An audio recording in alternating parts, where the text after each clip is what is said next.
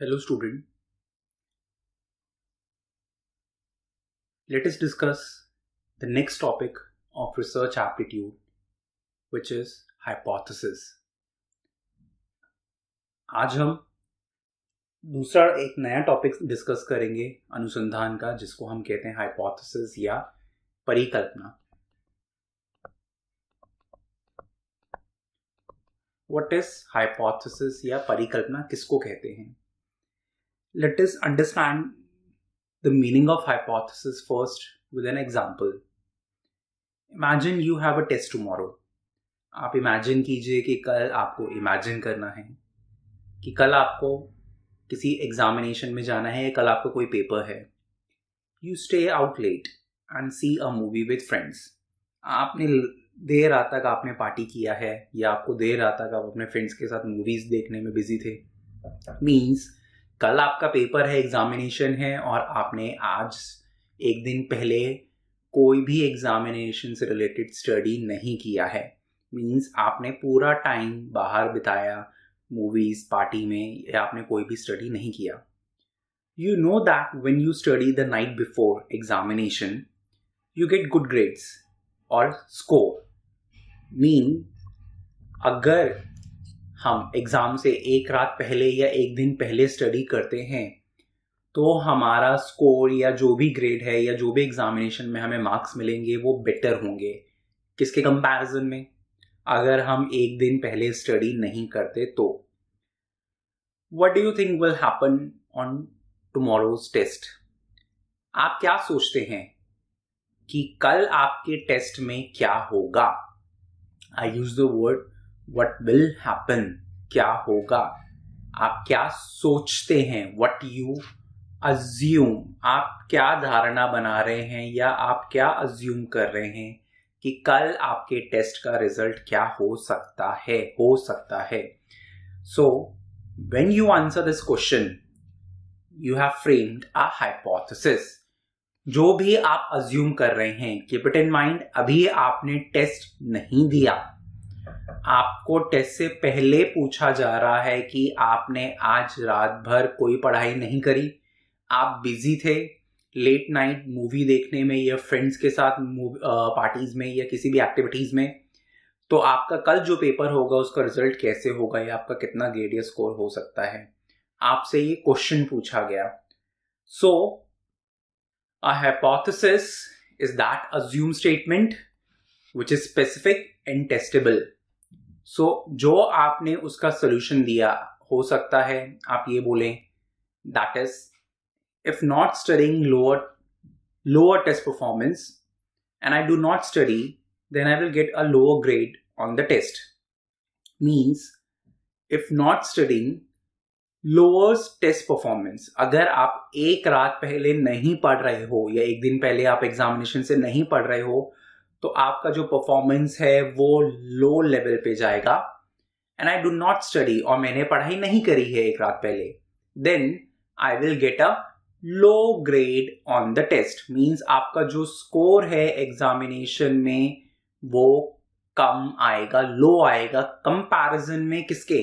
अगर आपने एक रात पहले या एक दिन पहले एग्जामिनेशन से पहले स्टडी किया होता तो. सो ये आपका जो क्वेश्चन था कि आपका कल का स्कोर या कल का ग्रेड कैसा होगा, कल का एग्जामिनेशन कैसे होगा, इट वाज द क्वेश्चन. ये क्वेश्चन था आपका और इस क्वेश्चन का आपने ये आंसर दिया कि एक रात पहले ना पढ़ने से जो स्कोर है वो लो होगा. और ये आप अज्यूम कर रहे हैं. अगेन आई एम सेइंग, ये आपकी धारणा है, ये आपका अजम्पशन है. आप अज्यूम कर रहे हैं. हो सकता है कल टेस्ट दे और आपका स्कोर बेटर हो सकता है प्रैक्टिकली कोई इम्पैक्ट ना पड़े, या हो सकता है आपका ग्रेड लो आए या स्कोर कम आए. So anything can be the solution. So you are assuming something. ये अजम्पशन ही कहलाती है hypothesis. So hypothesis is something which we assume. जो आप अज्यूम कर रहे हैं ये ही हाइपोथेसिस या परिकल्पना है. अब आपका जो ये अजम्पशन है ये किस बेस पे है? क्वेश्चन के बेस पे है. क्वेश्चन आपसे पूछा गया what do you think will happen on tomorrow test, क्योंकि आप लेट नाइट तक बिजी थे, आपने स्टडी नहीं किया, रिविजन कुछ भी नहीं किया, तो कल के टेस्ट में आपसे क्या होगा, ये क्वेश्चन था और इस क्वेश्चन का आपने ये आंसर अज्यूम किया, ये सोचा, ये आपने धारणा बनाई। सो ये धारणा हाइपोथेसिस है। सो आपने हाइपोथेसिस किस बेसिस पे बनाया, जो क्वेश्चन था। तो रिसर्च के अंदर, अनुसंधान में जब हमने ये स्टडी किया था कि what are the step in stages of research, अनुसंधान या रिसर्च को करने के लिए क्या स्टेप्स हैं, तो सबसे पहले आपने देखा था सब्जेक्ट चूज करना है, देन आपने टॉपिक चूज किया, देन आपने रिसर्च क्वेश्चन फ्रेम किया, देन आपने ऑब्जेक्टिव्स किए, research objective, then literature review, and then you have frame the hypothesis. Hypothesis किससे रिलेटेड, रिसर्च क्वेश्चन से रिलेटेड। नेक्स्ट हम समझने की कोशिश करते हैं कि what is the purpose of framing hypothesis, या what is the purpose of hypothesis. A hypothesis is used in an experiment to define the relationship between two variables or more. Means generally hypothesis दो या दो से ज्यादा variables को हम हिंदी में चर कहते हैं, चर। तो दो या दो से ज्यादा चर के बीच में जो रिलेशनशिप स्टैब्लिश करता है, उस स्टेटमेंट को हम हाइपोथेसिस कहते हैं, या हम ये भी कह सकते हैं हाइपोथेसिस में दो या दो से ज्यादा वेरिएबल्स के बीच में रिलेशनशिप को स्टैब्लिश किया जाता है। The purpose of a hypothesis is to find the answer to a question. मैंने आपको बताया कि आपसे क्वेश्चन पूछा गया कि कल का पेपर आपका कैसा होगा, आपने क्वेश्चन का जवाब दिया, मे बी लो ग्रेड आए, लो ग्रेड या लो स्कोर आपके एग्जाम में आए। सो अभी एग्जाम नहीं हुआ, अभी आपका रिजल्ट नहीं आ रहा, पहले से अज्यूम कर रहे हो, बट हो सकता है आपका एग्जाम में वाकई में ही लो ग्रेड आए क्योंकि आप रिविजन करके नहीं गए हैं। So the purpose of hypothesis is to find the answer of the research question. Research question का आंसर फाइंड करना ही उसका पर्पस है। A formalized hypothesis will force us to think about what result we should look for in an experiment. Means इसके through हमें help मिलेगी या हमारा दिमाग उसी तरफ संतुलित रहेगा कि हमें क्या उसका आंसर फाइंड आउट करना चाहिए। नेक्स्ट अगर हम देखें, सो एग्जाम्पल जो हमने लिया टेस्ट का, सो it is measurable. Why it is measurable? It is measurable because you can compare test score received from when you did study and test score received when you did not study. Means अगर आपका इससे पहले आपके कभी भी कोई examination हुआ होगा और आप उससे एक रात एक दिन पहले पढ़ के गए हैं, तो उस स्कोर को और प्रैक्टिकली अब जब आप पढ़कर नहीं जा रहे हैं एग्जामिनेशन से पहले एक दिन पहले, आप दोनों स्कोर को कंपेयर कर सकते हैं। देन आप डिसाइड कर सकते हैं कि एग्जाम में से एक दिन पहले पढ़ने का आपके रिजल्ट या ग्रेड या स्कोर के ऊपर कोई इम्पैक्ट हो रहा है या नहीं हो रहा। सो आप इसको टेस्ट कर सकते हो। What does it mean? The hypothesis should be testable. आपको एक ऐसी हाइपोथेसिस फ्रेम करनी है जिसमें वेरिएबल्स मतलब जिसकी वैल्यू प्रोन है टू चेंज, फिक्स नहीं है, ऐसे वेरिएबल्स को यूज करना है। And that variable and that thing should be measurable and it should be testable. So that is hypothesis. Now what should a hypothesis contain, और what are the characteristic of a good hypothesis? किसी hypothesis में क्या होना चाहिए? Number 1, it should explain what you expect to happen. Means जो आपका research question है उससे ही रिलेटेड उसके अंदर उसका एक्सप्लेनेशन या वेरिएबल या उसी से रिलेटेड होने चाहिए। It should be clear and understandable. जो भी आपकी हाइपोथेसिस है वो क्लियर हो, डबल मीनिंग ना हो, अंडरस्टैंडेबल हो, क्वेश्चन से रिलेटेड हो, रिसर्च क्वेश्चन से ही संबंधित हो। ये ना हो कि उसको पढ़ने वाले को उसको समझने में डिफिकल्टी आए, और वो प्रिसाइज होना चाहिए। It should be testable. ऐसी हाइपोथेसिस जिसको आप टेस्ट प्रैक्टिकली नहीं कर सकते रिसर्च में, उसको हाइपोथेसिस नहीं कहा जाता। So it should be testable.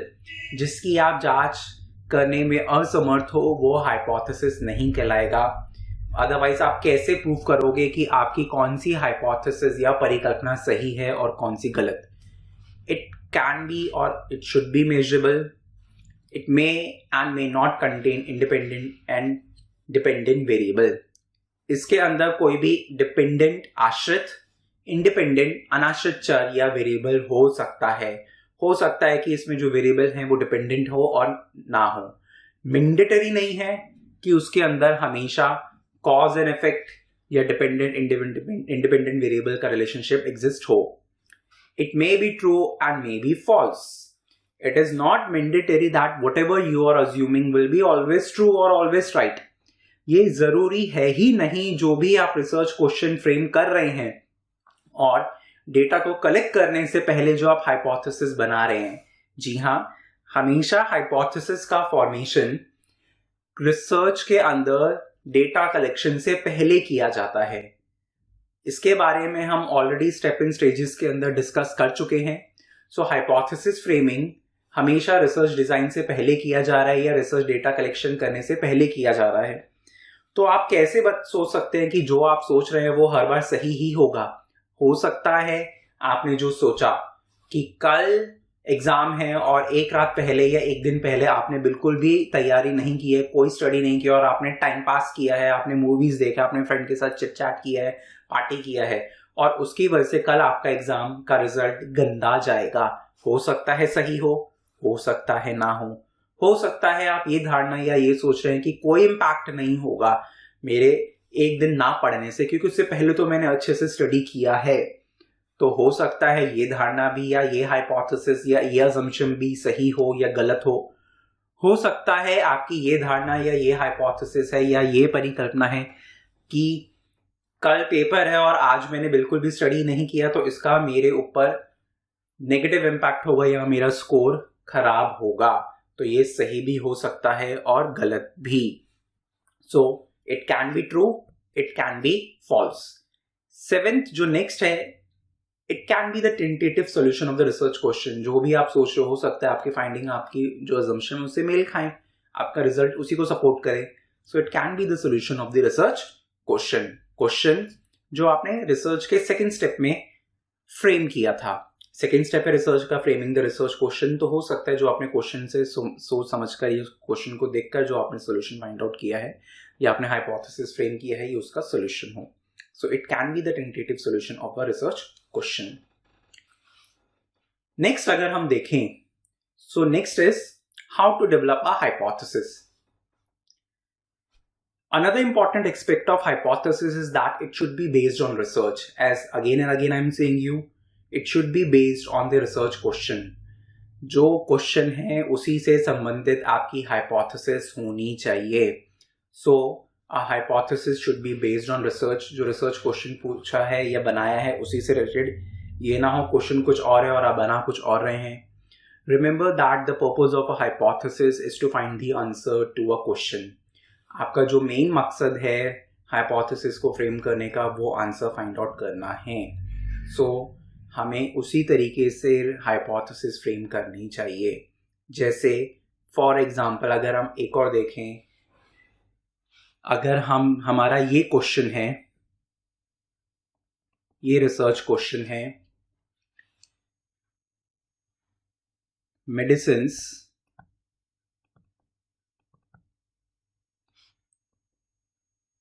and meditation.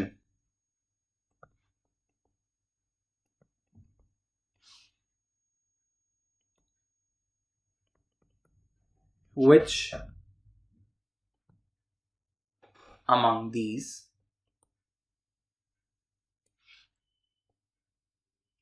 are best way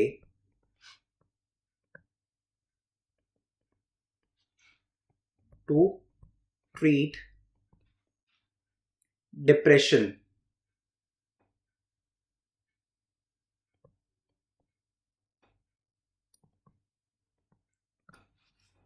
means medicine या मेडिकेशन दवाइयां, मेडिटेशन ध्यान, इन दोनों में से कौन सा बेस्ट तरीका है डिप्रेशन को ट्रीट करने के लिए?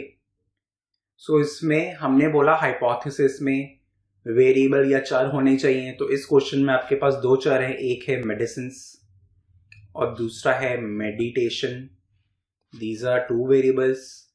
अब हो सकता है अभी आपने डिप्रेशन लोगों का डेटा कलेक्शन नहीं किया, आपने डिप्रेस लोगों के ऊपर मेडिसिन का ट्रीटमेंट और मेडिटेशन का ट्रीटमेंट नहीं दिया। क्वेश्चन को समझने या सुनने के बाद आपने ये अज्यूम किया medicines are much effective or having more impact or better response in treating depression than meditation। या आप में से कोई ये सोच सकता है कि meditation is having more positive or it is the best way to treat depression as compared to medicines। Means आप में से कोई ये सोच सकता है कि मेडिटेशन या ध्यान का ज़्यादा पॉजिटिव या ज़्यादा अच्छा तरीका है या बेस्ट वे है डिप्रेशन को ट्रीट करने के लिए as compare to the medicines. So ये आपकी हुई दो हाइपोथेसिस। नेक्स्ट इंपॉर्टेंट जो है, अब हम देखते हैं what are the different types of hypothesis. जो नेक्स्ट हम देख रहे हैं वो ये देखते हैं कि डिफरेंट टाइप्स की हाइपोथेसिस कौन सी है या परिकल्पना के प्रकार कौन से हैं। Number one is directional hypothesis. एक ऐसी हाइपोथेसिस जो किसी डायरेक्शन को बताए, पॉजिटिव, नेगेटिव, बेटर, लो, ग्रेटर देन, लेस देन, या जिससे किसी भी दिशा का पता चले, उसको हम दिशात्मक या डायरेक्शनल हाइपोथेसिस कहते हैं। जैसे these are those where one can predict the direction, effect of one variable on the other as positive or negative. For example, girls perform better than the boys. ये एक हाइपोथेसिस है, हम test कर सकते हैं। It can be the solution of research question. Question ये हो सकता है किसका परफॉर्मेंस बेटर है, गर्ल्स का किसी एग्जामिनेशन या किसी भी स्पोर्ट्स एक्टिविटी, किसी भी चीज में मेल या गर्ल्स का परफॉर्मेंस बेटर है किससे, बॉयज से, या बॉयज का परफॉर्मेंस बेटर है गर्ल्स से। तो यहाँ पे दो वेरिएबल्स है, गर्ल्स और दूसरा है boys. And perform better, better word show the direction. Girls का परफॉर्मेंस बेटर है, ज्यादा अच्छा है, किसके कंपैरिजन में, बॉयज के कंपैरिजन में। सो जो बेटर है इट इज शोइंग और predicting the direction, so it is directional statement और डायरेक्शनल हाइपोथेसिस। नेक्स्ट है नॉन डायरेक्शनल या दिशाहीन परिकल्पना। These are those where one does not predict the kind of effect but can state a relationship between one or two variable। Means ये दो variables के बीच में relationship तो बता सकता है बट डायरेक्शन नहीं बताएगा। जैसे there will be difference in the performance of girls and boys। इसमें ये नहीं बोल रहे कि बॉयज का परफॉर्मेंस बेटर है या गर्ल्स का परफॉर्मेंस बेटर है। इस स्टेटमेंट ने ये बोल दिया कि दोनों का परफॉर्मेंस इक्वल नहीं होगा and there will be difference, दोनों के परफॉर्मेंस में अंतर होगा, but not defining what kind of difference there will be in the performance of girls and boys. दोनों के परफॉर्मेंस में क्या अंतर होगा, कम होगा, ज्यादा होगा, किसका ज्यादा परफॉर्मेंस होगा, किसका बेटर होगा, इसका कोई भी जिक्र इस स्टेटमेंट के अंदर नहीं है। सो ये डायरेक्शन को प्रेडिक्ट नहीं कर पा रहा, so it is non directional hypothesis. ये आपकी नॉन डायरेक्शनल हाइपोथेसिस है। नेक्स्ट अगर हम देखें third, it is null hypothesis. Null hypothesis को रिप्रेजेंट करने के लिए H हो गया हाइपोथेसिस के लिए एंड नॉट हो गया या छोटा सा जीरो बनाया नल के लिए। Null means nothing. A null hypothesis is a type of hypothesis that no statistical significance difference exists in a set of given observation or both the variables are equal. Means जो भी आपने दो या दो से ज्यादा वेरिएबल लिए हैं वो वेरिएबल्स इक्वल हैं या उन दोनों के बीच में कोई भी स्टैटिस्टिकल डिफरेंस नहीं है। The null hypothesis attempt to show that no variation exists between the variable. नल ये दिखाने की कोशिश करता है कि जो दो वेरिएबल्स या दो से ज्यादा वेरिएबल आपकी हाइपोथेसिस में है, उन दोनों के बीच में कोई भी डिफरेंस नहीं है, कोई वेरिएशन एग्जिस्ट नहीं करता। जैसे फॉर एग्जांपल H0 नल के लिए अभी जो हमने एग्जांपल लिया था या क्वेश्चन लिया था, that is medicines and meditation, which among these are best way to treat the depression. So इस केस में अगर हम देखें तो नल हाइपोथेसिस क्या होगा? इस केस में हाइपोथेसिस नल ये होगा, medicines are equally good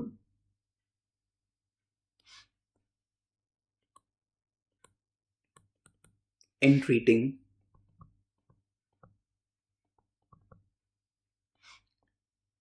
depression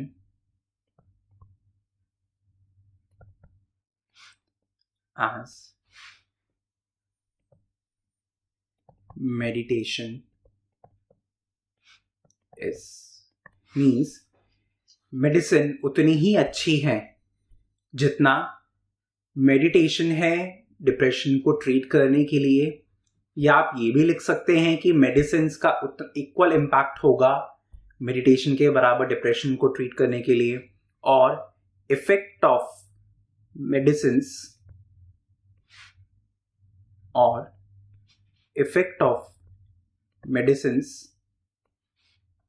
on treating depression is equal or equally good, or both are equal in treating the depression. Medicines are equal in treating depression as meditation. Clear? So it is saying equality. तो आपको जब भी null hypothesis देखना है तो आपको equality, these both the variables are equal, आपको equality की तरफ फोकस करना है। मींस आपको ऐसे स्टेटमेंट का चुनाव करना है जहां पे दोनों के बीच में कोई कंपैरिजन नहीं हो सकता या दोनों के बीच में इक्वालिटी रिप्रेजेंटेशन हो रहा है। That is your null hypothesis, जिसको हम हिंदी में शून्य परिकल्पना कहते हैं। हिंदी में हम इसको शून्य परिकल्पना कहते हैं। सो ऐसा जिसमें दोनों को बराबर माना गया है, इक्वल माना गया है, दोनों को इक्वल माना गया है, या दोनों के बीच में कोई डिफरेंस नहीं है, that is null. Null hypothesis के बाद जो दूसरा है that is your research hypothesis और अल्टरनेट। रिसर्च हाइपोथेसिस या अल्टरनेट हाइपोथेसिस को हम H1 या H स्मॉल a या H capital A stand for alternate, and 0 के बाद आया है इसलिए 1, नल के बाद है इसलिए 1, सो अल्टरनेट या रिसर्च हाइपोथेसिस।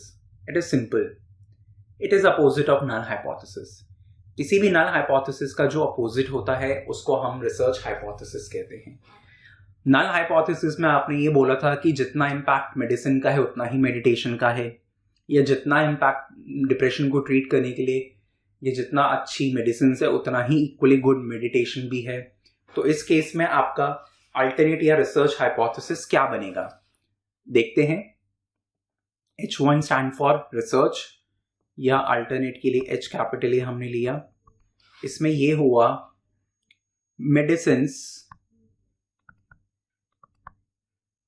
आर बेस्ट और बेटर और ज्यादा इफेक्टिव है किसके कंपैरिजन में, मेडिटेशन।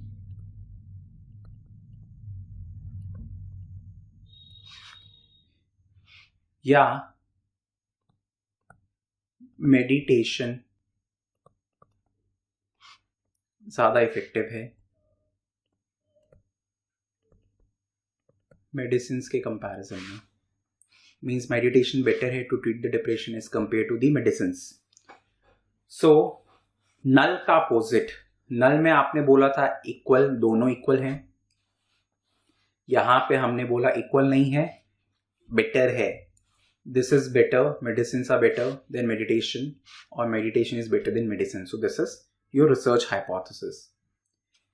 कुछ और एग्जांपल से हम हाइपोथेसिस को और ज्यादा समझने की कोशिश करते हैं।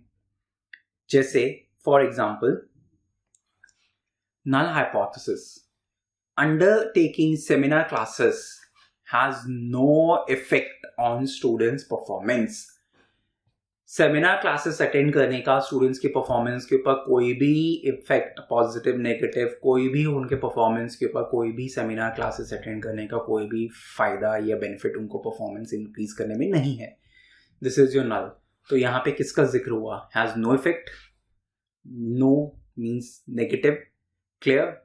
कोई इम्पैक्ट नहीं है सेमिनार क्लास अटेंड करने का और उनके स्टूडेंट्स के परफॉर्मेंस. तो दोनों के बीच में कोई डिफरेंस नहीं है. So it is null.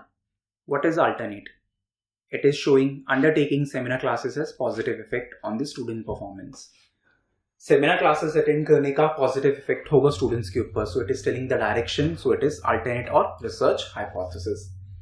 दूसरा अगर हम एक और example इसके अंदर देखते हैं, that is हमने students के performance के उसमें बोला था कि boys का performance better है या girls का performance better है. तो हमने अगर नल लिया, performance of boys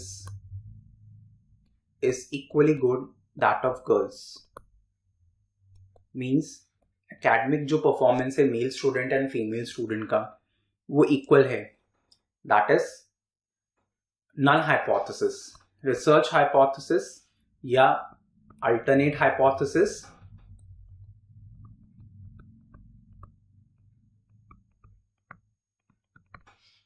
performance of boys are better than the girls, means boys का performance better है girls के comparison में, या girls are better than the boys. Girls का परफॉर्मेंस बेटर है बॉयज के कंपैरिजन में. So this is your research hypothesis और alternate hypothesis. Next thing which you have to keep it in mind, as we discuss earlier, hypothesis should be testable. And we should always start testing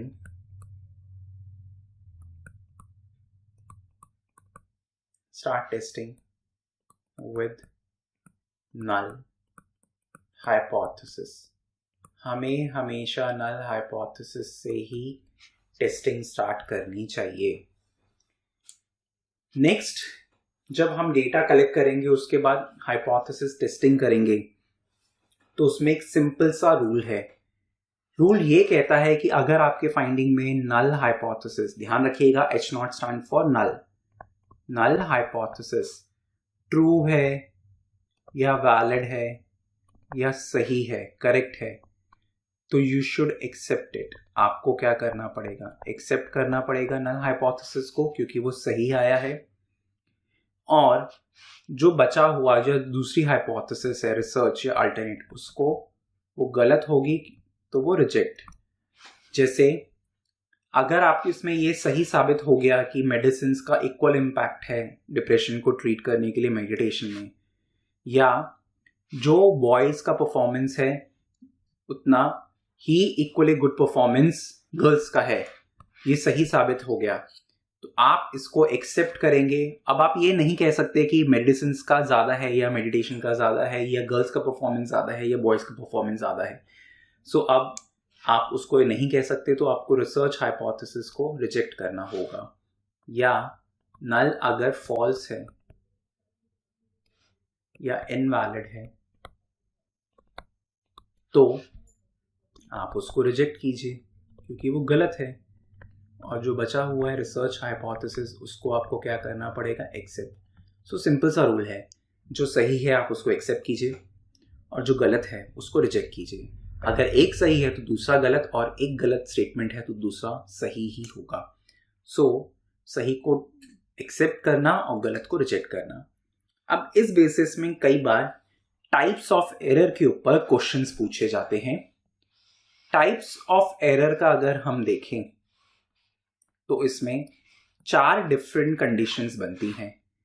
जैसे नल hypothesis true, दूसरा null hypothesis H0 stand for null hypothesis. Null के लिए H0 word use किया गया है। और आपका decision क्या है, व्हाट योर डिसीजन इज। सो मान के चलिए नल हाइपोथेसिस आपकी रिसर्च में सही हुआ और रिसर्चर ने उसको एक्सेप्ट किया। तो अभी जैसे हमने बोला जो सही है उसको एक्सेप्ट ही करना है, तो जो सही आप उसको एक्सेप्ट ही करेंगे तो आपने कोई भी गलती नहीं करी, so that is no error. कोई भी एरर आपने डिसीजन में नहीं लिया। रीजन, सही को एक्सेप्ट करना है और जो गलत है उसको रिजेक्ट करना है। मान के चलिए नल हाइपोथेसिस सही है बट आपने एक्सेप्ट करने की जगह उसको रिजेक्ट कर दिया। सो सही को एक्सेप्ट करना था बट आपने रिजेक्ट किया। So rejecting a true null hypothesis is type 1 error. What is type 1 error? When we reject a true null hypothesis, सही को एक्सेप्ट करने की जगह आपने उसको रिजेक्ट कर दिया है, then that is type 1 error. Next है, अगर नल हाइपोथेसिस गलत है तो उसको रिजेक्ट करना है। रिजेक्ट करने की जगह आप उसको एक्सेप्ट कर रहे हैं, तो रिजेक्शन, फॉल्स का रिजेक्शन होना है, जो गलत है उसको रिजेक्ट करना है, but still you are accepting it. So again you are committing an error, और उस एरर को हम कहेंगे type 2 error. That is type 2 error is accepting a false null hypothesis. False null hypothesis को एक्सेप्ट करना is type 2 error. And last condition, when null is false, जब null गलत है तो उसको रिजेक्ट करना है और आप उसको रिजेक्ट ही कर रहे हैं, then that is no error. ऐसी सिचुएशन में आपने कोई भी गलती नहीं किया। तो इसको आपको रट्टा नहीं मारना, this you have to understand. It is so simple and so easy to learn it.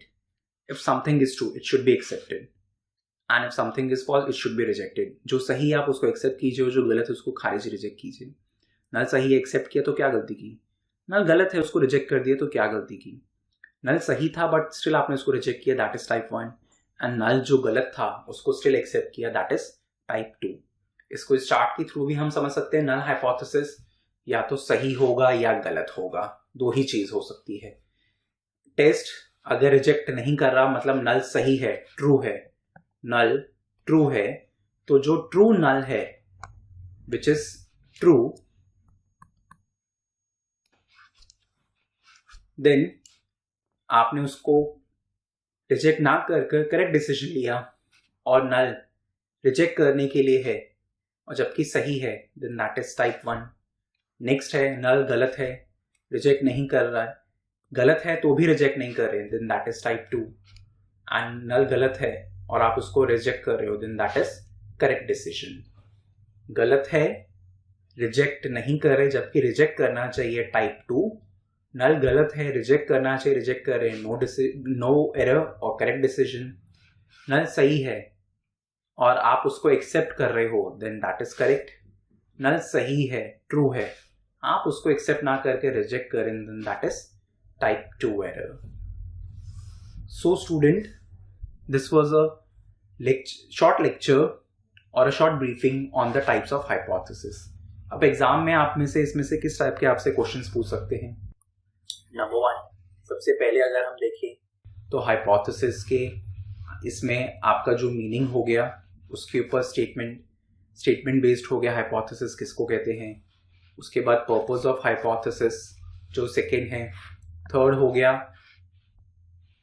Characteristic of hypothesis और what should be there in the hypothesis. So ये सारा आपको रिमेंबर करना है। It should be testable, it should be clear, it should be measurable, it can be true, it can be false, and it should be based on research question, and it can be the tentative solution of the research question. Next आपको जो remember करना है that is type of hypothesis. Directional, जिससे दिशा या direction का पता चले, जैसे बेटर हो गया, वर्स्ट हो गया, बेटर हो गया, बेस्ट हो गया, increase, decrease, right, left, more than, less than, these are all directional statement.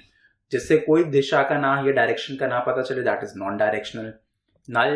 नल में जितने भी वेरिएबल है सभी को इक्वल माना गया है या दोनों के बीच में कोई डिफरेंस नहीं है, there is no difference, no, so that is also null. Research और अल्टरनेट, नल का opposite, someone will be better और one variable will be better than the other variable, एक वेरिएबल दूसरे से बेटर ही होगा। एग्जांपल्स हमने देखे। दूसरा, नल ट्रू है तो उसको एक्सेप्ट करना है और नल गलत है तो उसको रिजेक्ट करना है। एन एरर, इन सभी के ऊपर बेस्ड आपके एग्जाम में क्वेश्चंस पूछ